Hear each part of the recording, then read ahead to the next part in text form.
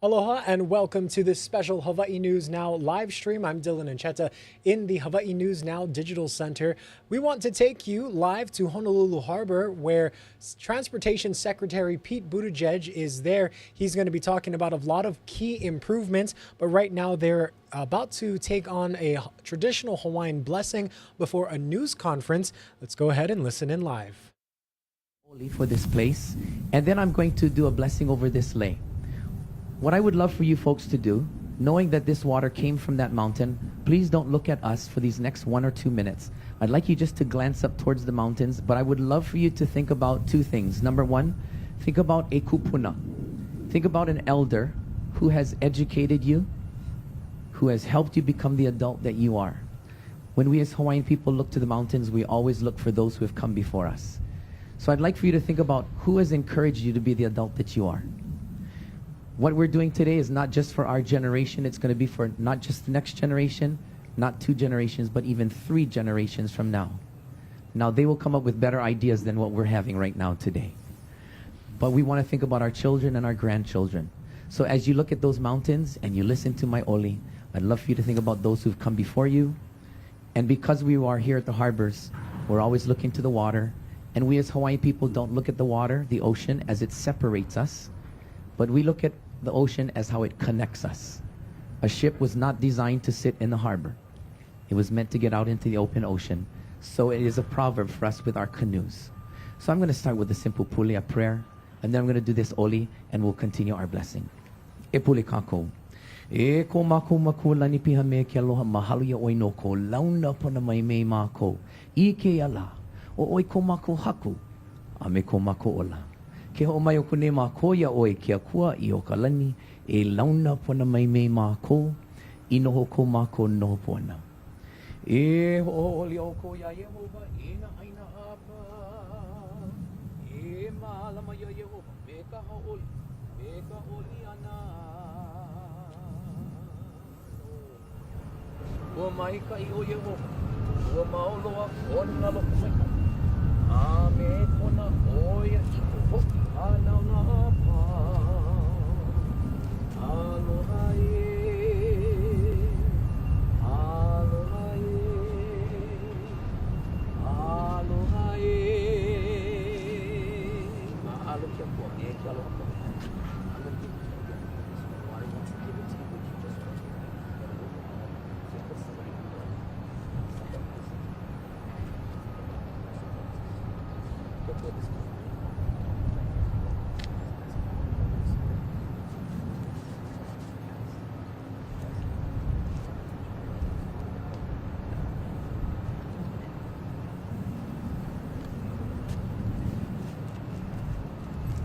As we untie this mailele, it's kind of like an umbilical cord. We're bringing birth more to this project that's here, and some of the things that our National Department of Transportation is helping us to do here in beautiful Honolulu, Hawaii.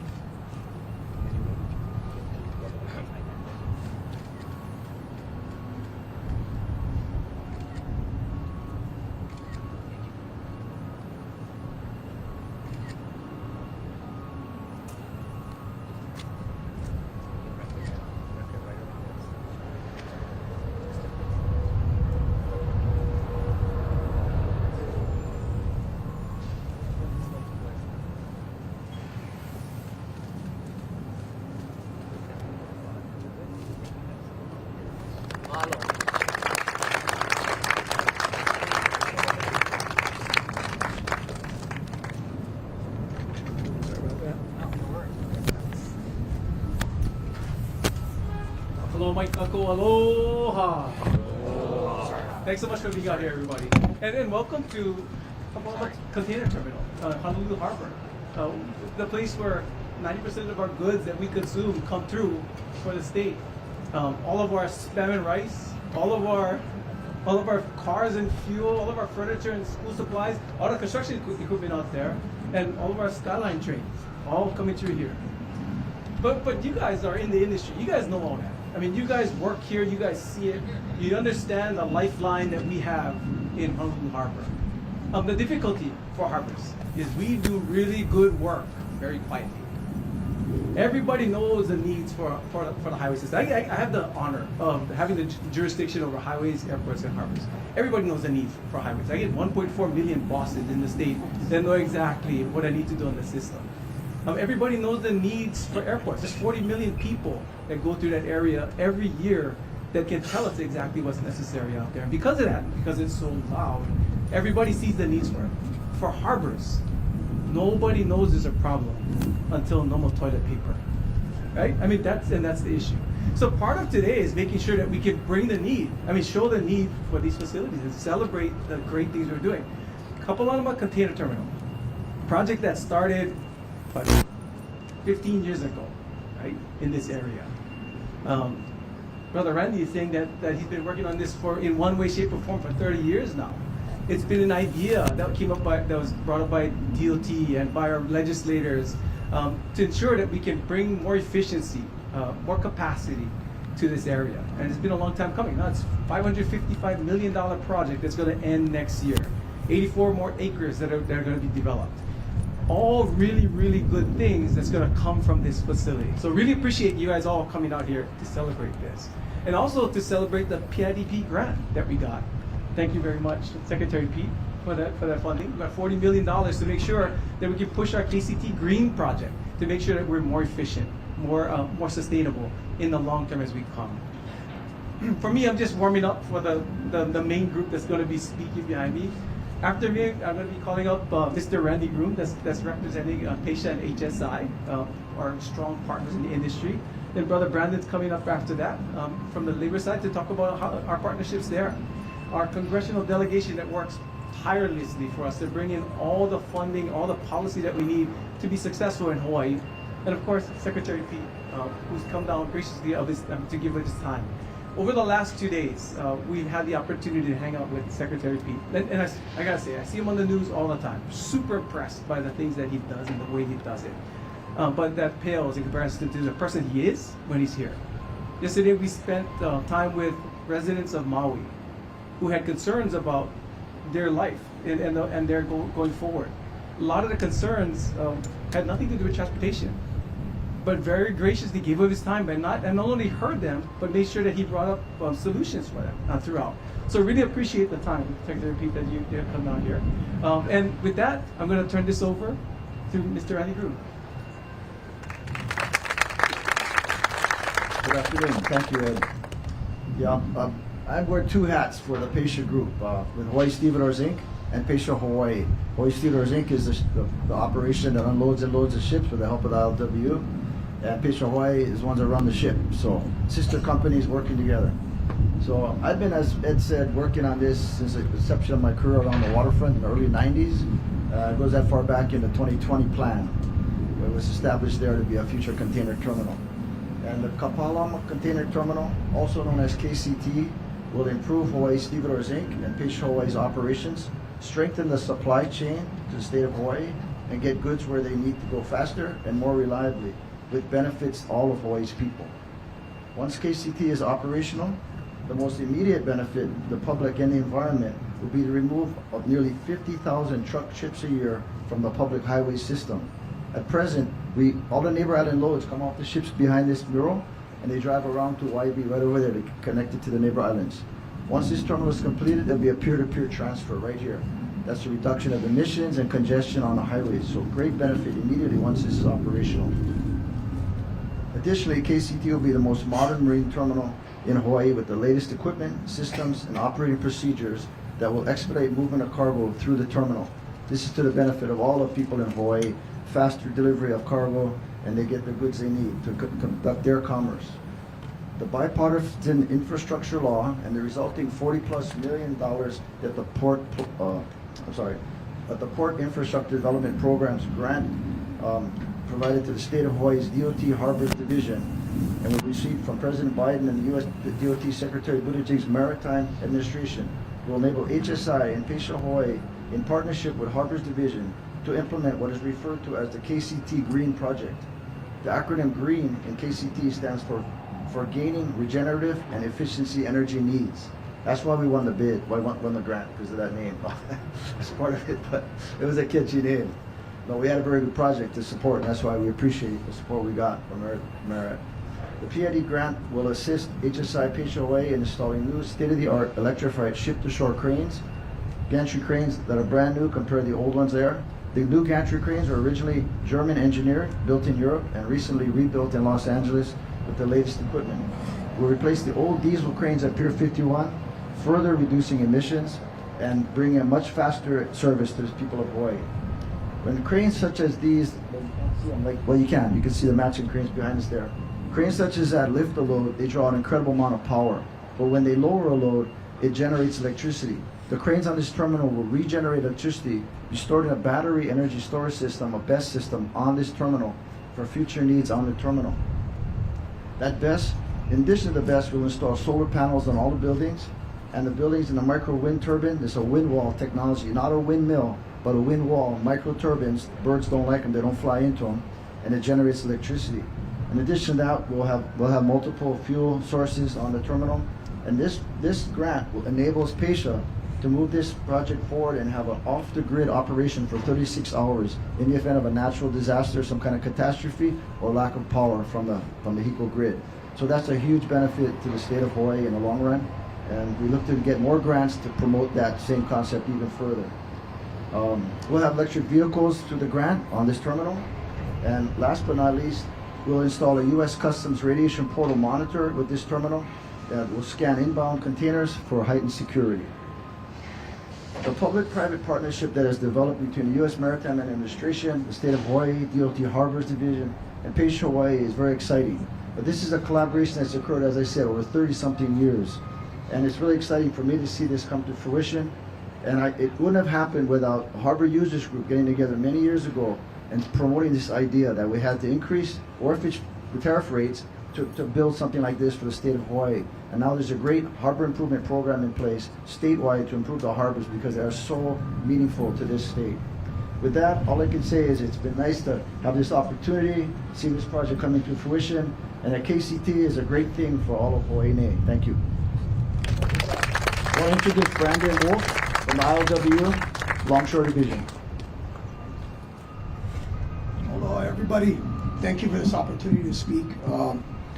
First, I just want to thank the federal government here for supporting. We got our congressional delegation here. Thank you guys for all your support. Director of Transportation, Ed Sniffen, Secretary Pete. Obviously, none of this possible without this type of support. I was asked to share a few words and give you guys a perspective of the workforce and what goes on. A lot of people know how important the supply chain and the shipping industry is. Not many know what happens on the waterfront. My name is Brandon Wolf. I represent the dock workers, the Hawaii Longshore Division, ILW Local 142. I'll just give you a quick look on what goes on down there. First, this project is going to make our job a lot safer. As you can see, there's a lot of old equipment back there. You look at the cranes, they're probably older than me. It's tight quarters. It's a very dangerous job. But the waterfront, we work 361 days out of the year. We shut down 4 times, 4 days out of the year. New Year's, Labor Day, Christmas, and Thanksgiving. Other than that, it's a day and night operation. So you can already see how demanding it is. The guys down here on the waterfront, the men and women, they spend more time on the waterfront than with their own families. There's a lot of sacrifice. There's a lot of risk that goes on just to get the goods in, off the ship, to the shore, down to the stores and on the shelves. So the workforce, it's like a thankless job. Again, a lot of people don't know what goes on down there. These guys are hardworking men and women. And we wouldn't have these jobs if we didn't have our Jones Act carriers, PASHA Group, Matson. Without them, we don't have work. So I want to thank them as well too. This project has been in the process for a long time. It's ongoing. It seems like we're making a lot of good headway, and the workforce is ready. So I just want to end with this. Just to give you guys an idea on the duty and the responsibility that we carry out towards the public, to the state. We work through pandemics. COVID, we took casualties. it's almost like a military job. There's a lot of service and selfless actions that goes on over here.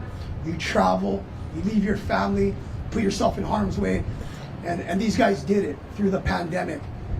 Pandemic came and gone, but we lost a lot of guys, and the public doesn't really see it, and we're not looking for any sympathy. But it's when we have an opportunity like this to share with the public what goes on down there. I want to give those guys kudos and some respect for what they do. Again, it's a thankless job.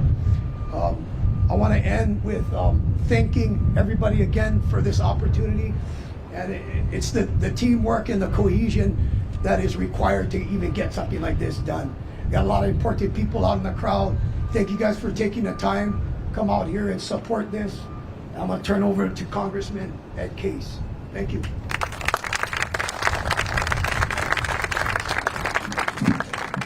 Mr. Secretary, by the way, you look really good in Miley. And to my great partners in our Hawaii congressional delegation, and I know Rep. Takuda is here in spirit because she's a part of this as well, Mayor Blangiardi, so great to have you here. Governor Green, wherever you are, and the great partners and people that you have in the State Department of Transportation, and especially Ed and Dre, who have seen this all the way through, to our partners with Matson and Pasha and the ILWU, and so many other people here with us today. First of all, a huge aloha. It's great for us all, I think, from Washington to be here today with you all. I just feel so grateful for a number of things here today. I feel grateful for the people that envisioned the need so many years ago and have seen it through for all of this time.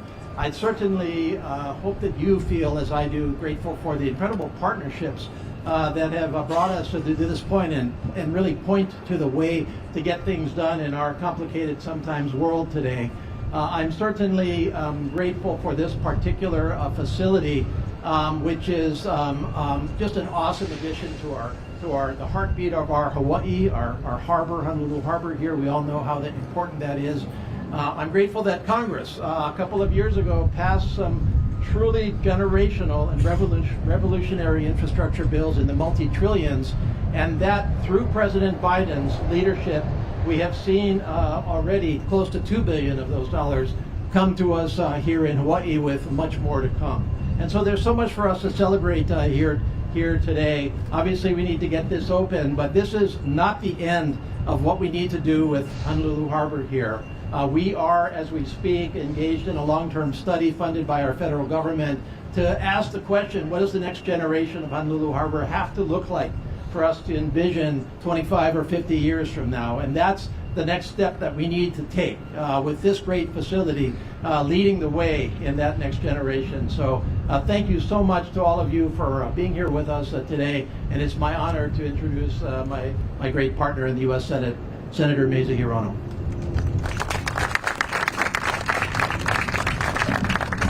Aloha, everybody. It's good to see you, Mayor. And I know that we're represented here by Matson, Pasha, obviously, ILWU, Stevedores.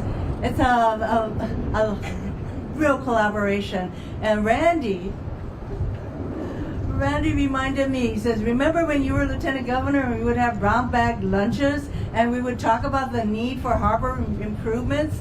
So our speakers have talked about how this whole improvement project, Kapalama container project, has been a long time coming, literally decades.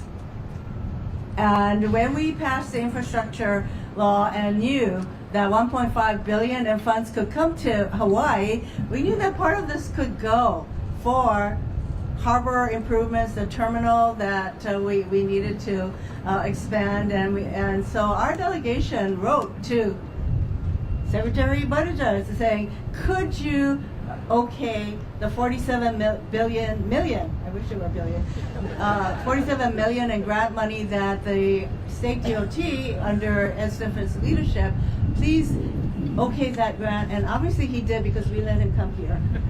So we are all here, it's decades in the making. This harbor is the lifeblood for all of us.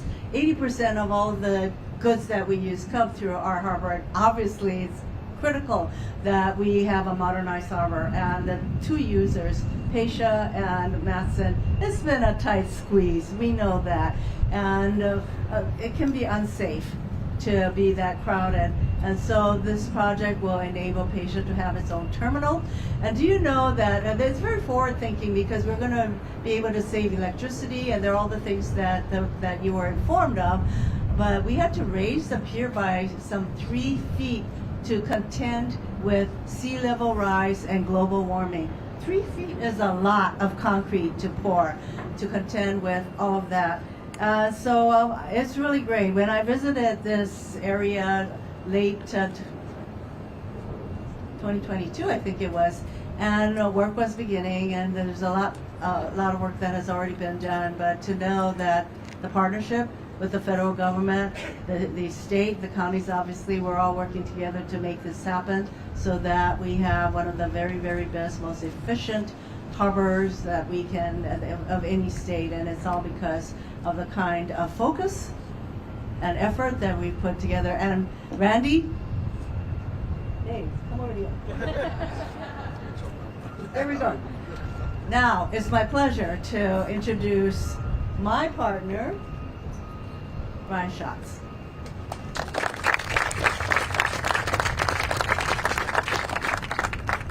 Aloha, everybody. What a great day this is, and what a great couple of days it has been. One of the things that I've been reflecting on a lot as I sort of move between two cities is the difference between the two cities. But specifically, in terms of getting things done, our ability to move between sectors, the public and the private and the not-for-profit sector, to move from a county to a state government to a federal government, to move within agencies, because we actually do all know each other. And the ability to execute on important projects like this, I think, look, there's a lot of hard work that went into it, but some of it is foundational to who we are, because we know that without each other, we're extremely vulnerable. We are the most isolated, highly populated place on the planet. And there's a little bit of a tendency, especially among politicians, when talking about resiliency, to get very pie in the sky and to imagine a world that does not yet exist and may never exist. And when I think of resiliency and I look at all the people here, and especially when I think of all the people who are going to do the work, it is not pie in the sky at all. It is supply chains, it is making sure people are able to work in a safe environment, it is making sure they have physical space to do so, it is contending with climate change and climate adaptation, it is EISs and deep draft harbors and all of the mechanics that allow a 1.5 million person state to function and to thrive. And so when I think resiliency, I think about being grounded in a place like this. If you'll permit me 2 more thoughts. Today really was also an important day because the Secretary of Transportation was here actually riding hard. And I almost never thought we were going to get here, you know? And we have a long way to go, but it is important. There's an old line in an old movie, and it ends with, "I don't trust happiness." And I feel that when it came to rail, none of us trusted happiness. None of us actually believed it was ever going to happen. And with Mayor Blangiardi and with Lori Kahikina and with the Secretary and the congressional delegation and the City Council and the state legislature and everybody who's a private citizen kind of just hanging in there, we finally have an operational rail system. Is it enough? No. We got to reach downtown Honolulu. But it was a really important milestone to have that full funding grant agreement finally back in place and federal funds flowing and a very, very on-time, efficient, air-conditioned rail system. And finally, this. You know, we are fortunate enough to have a lot of members of the Biden administration visit the state of Hawaii, and some of them spend some time on the neighbor islands. But I have to say that Pete knows what he doesn't know. He really is one of the smartest humans I've ever met. But the humility with which he practiced saying "Honoapi Ilani," the humility with which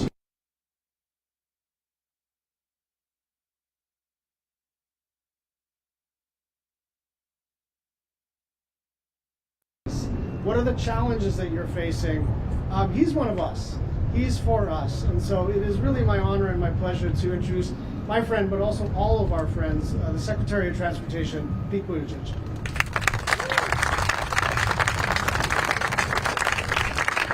Well, thanks very much, Brian. You know this, but you have an extraordinary delegation in Senator Schatz and Senator Hirono. Brian Schatz is somebody who has been a partner from the get-go in what we were trying to do, both to benefit Hawaii and to benefit the entire country when it comes to our transportation. Has become a true friend, and I would be saying that even if you were not chairing the subcommittee that controls the purse strings for my department. Likewise, Senator Hirono, who is a great believer in many things that we care about, from making the passenger experience better for airline passengers to empowering women in construction and transportation, and most importantly, for the purposes of today's discussion, their support and the support of Representative Case and so many others are the reason we're able to celebrate this good news. Senator Hirono mentioned to me just a moment ago that elements of this project were first conceived in the 1980s. So was I. And so it really got me thinking about what it means to have been waiting for so long, to have the vision but not the funding. And now we do. And that wasn't just going to happen without their support and, of course, without President Biden's leadership. We couldn't have gotten to this moment, but here we are. So I'm very thankful for your federal delegation. I'm so thankful to the workers whose hands move the goods that America counts on. I think we're doing a better job as a country than we were before COVID of realizing what supply chains are, not just for those of us who live and breathe this, but for ordinary Americans. But we still have more work to do to make that job less thankless. So please know, Brandon, please share with everybody you work with that you have the thanks of this administration, of our president, of someone like me, and of so many of us for what it takes to keep things moving. I want to recognize the state of Hawaii, the governor, who I've had many good conversations with. He's ironically in Washington while I'm here at a gathering of governors. But with Ed Sniffen and the fantastic staff at the Hawaii DOT, we have a partner in delivering. So we're so glad to be with you and your team. I want to thank Randy and everybody who is part of making this port what it is, because everybody counts on it, whether they realize it or not. And Mayor, thank you for your leadership. It was great to be with you and the other mayors earlier today and learned a great deal. Let me thank Kau Kehoa and Kekoa, sorry. I want to say just what an honor, what a humbling honor it was to be part of the blessing associated with this project. I think that has helped us to remember the depth of meaning that is associated with what we do when we undertake to make future generations better off. Some projects are so big that I like to call them the cathedrals of our infrastructure, and I don't say that just because it's a poetic way to talk about something big. I say that because we know that sometimes those who first conceive a project, the hands that lay the cornerstone, aren't those that are there to celebrate the capstone, and that's how it is with projects like this. And so I admire the attention to the multi-generational meaning of great projects, and in that spirit, let this port be a blessing for the people of Hawaii for generations to come. We took a very informative tour of the work underway on the new Kapalama container terminal, and before I remark on the resiliency project that we're celebrating today, I just want to recognize everybody for getting this enormous and vital new terminal off the ground and congratulate you on that work. As has been noted here, 85% of the goods used in Hawaii are imported, everything from food to electronics to construction materials, and almost all of them come through Honolulu Harbor first. So it's fair to say that the economy and the well-being of the people of Hawaii are deeply connected to the success and the durability and the sustainability of this port. I even saw an article that summed it up very well by simply saying, Honolulu's port cannot fail. And yet, we know the threats to the operations and the people here. We know that climate change is upon us. It is not theoretical, and sea levels are rising here in a way that dovetails with the extreme weather events that we're experiencing. They're becoming more frequent and more extreme. And as we saw during COVID, any disruption to any of our supply chains has a direct, intangible effect on people's lives and on the cost of goods, which is especially challenging in an island state. Fortunately, leaders here had a forward-looking plan to prevent climate disruptions at this new terminal and to keep goods moving smoothly. The KCT Green project will deliver zero-emission cranes, smarter gate technologies, a self-sufficient microgrid system powered by wind and solar energy, all of which combine to make this port more resilient, able to better withstand disasters and threats, and continue operating during extreme weather. So it's about ensuring that Hawaii can continue to move goods more efficiently across the state, but also the benefits will be felt right here in this community, including in the air that we're breathing. These ports, through that modernized gate system, will be able to remove truck traffic from local roads, reducing pollution, affecting a historically overburdened community that lives in the vicinity of this port, and reducing congestion. The project has an eye to the future with those funds to develop additional port resiliency and electrification plans to continue adapting to climate conditions. So we're proud to be with you, helping to protect this excellent new terminal project against supply chain disruptions and protecting people in Hawaii against the price spikes that would come with such disruption. So it's with that in mind, on behalf of the Biden-Harris administration, that I want to congratulate you for the $40 million award that was announced in 2022, and we are so proud to join you to bless the start of this work here today. It's truly a great day for Hawaii and a great day for American infrastructure. If you indulge me, I want to take a moment to just come back to that thought that this port cannot fail, because it gets me thinking about the broader picture and uniqueness of the transportation infrastructure in this place, where the very same geographic blessings that make this land what it is also often mean that there is no other option when a piece of critical infrastructure fails. But because of the vision of your senators, representatives, your governor, your local leaders, and President Biden, project by project, we're building a more resilient, safe, and efficient transportation system for the entire state. Yesterday, as was mentioned, I was able to visit the Honolulu Highway in Maui, which faces increasing erosion and swells that are now overtopping the road dozens of times per year, which can cut people from the West Maui communities off from the rest of the island. So we're proud to award funding to help the county relocate a portion of that highway farther away from the coastline to make it more resilient against climate change and keep that critical connection open. After we gather today, I'll be visiting the Daniel K. Inouye International Airport, not only because I have a flight to catch, but because we're excited to see the work that's going on there. We will be looking at the funding that we just announced to rehabilitate the Terminal 2 roadway for the WikiWiki bus, to improve the electrical work going on in the Diamond Head Concourse and more.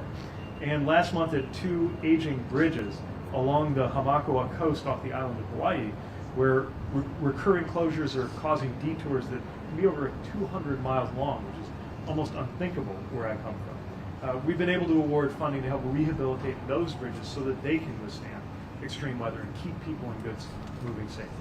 So I just want to offer those different examples that are among dozens of examples in which leaders here, in partnership with our administration, have developed solutions that are going to make a difference for so many people, that are now possible because of that bipartisan infrastructure law that your senators and representatives were so instrumental in passing. We're now seeing the dirt flying. I think we'll be seeing more ribbon cuttings, more leis being untied, more celebrations of the work that we're doing, and the good paying jobs that come with it, which is a big part of why we were so excited about this.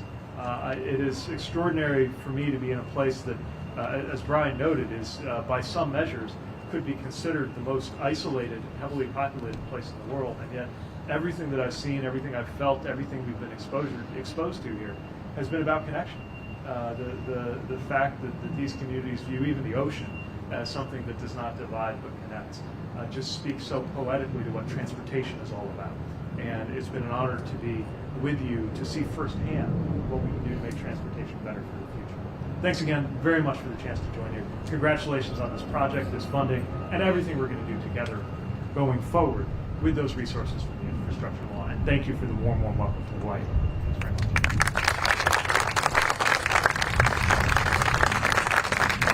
I think we have time for a couple of questions from reporters. If there are any, my colleague Alexander from our office can quarterback the Q&A. Yeah, Okay. Hi, Diana. I just wanted to know, how was it riding down today? You know, I'm really glad we had the opportunity to do that. First of all, it's a remarkable system, building on some of the latest technology, taking advantage of the lessons of decades of transit development around the world. We were a very pro-transit administration because we know what transit can mean, not just as a matter of getting from point A to point B, but to support affordability in places that are pressed for affordability. It can even be part of addressing housing. I know housing and transportation are sometimes talked about separately, but being able to live in a place that you can afford is largely connected to whether that place has an affordable, convenient way to get to where you work. And transit is a big part of that. I know it took a lot of work, a lot of problem solving, certainly a lot of phone calls to me from your senators to help unstick some of the issues that stood in the way of this funding being released. But what I see now is enormous opportunity. And there's nothing like actually experiencing it. As much as that's true for me as a policymaker, I think it's that much more true for residents here, where I think seeing is believing, and being able to actually experience that transit system, especially as it adds stops and stations, will add to the enthusiasm about what that project can deliver. Marcel Honore with Honolulu Civil Beat. The comment you just made about this port being essentially too big to fail, I was wondering if there were any conversations, even just beyond this terminal in this project, but ways to make this port more resilient against climate change, those issues as a whole. I think of the channel entry, the one 500-foot wide entry there, or the aging gantries and the lower pier on the other side of this. And beyond what's happening at this terminal, ways to better protect the port as a whole. Yeah, this was a topic of conversations. We took a harbor tour on a boat out and saw the entry, and then saw some of the vulnerabilities that exist at the harbor entrance too. So I fully expect that there will be more ideas, projects, and visions that will stack on top of the resiliency gains that we're going to score through the support for electrification, the elevation above sea level, and some of the other things that come with this specific phase of the project. I know there's already another phase in the works, and more will come, and we'll be here to support it. We have the Port Infrastructure Development Program, among others, that can really make a difference for infrastructure resiliency. Matter of fact, for the first time ever, we have the PROTECT program, which is specifically about resilience for American infrastructure, one of many things in that bipartisan infrastructure law that we're so proud of. Now, we don't sit in the headquarters in Navy Yard in Washington, D.C. and think up the projects. The ideas don't come from Washington. They don't have to. The point is that more of the funding should. But we know the ideas are going to come from right here in the Port of Honolulu. And we stand ready to engage and hopefully support as many of those visions as we can to make operations here more sustainable and resilient for the future. Any other questions? Right. Thank you again. It's an honor to be with you.